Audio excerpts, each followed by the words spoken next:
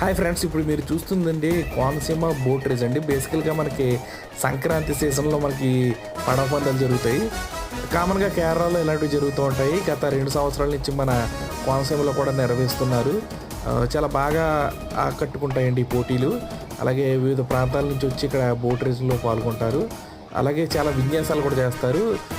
ఇక్కడ ఇంకా అభివృద్ధి చేయాల్సి ఉంది. ఎందుకంటే ఇక్కడ జనాలు గట్ట అలా నుంచో చూడాల్సి వస్తుంది.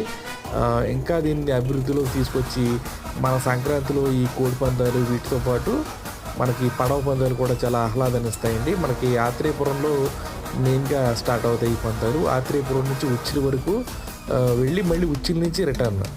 ఈ విధంగా మనకి కోనసీమ పడవ పందాలు అనేవి జరుగుతూ ఉంటాయండి. Thank you very much. Me Satya Reddy.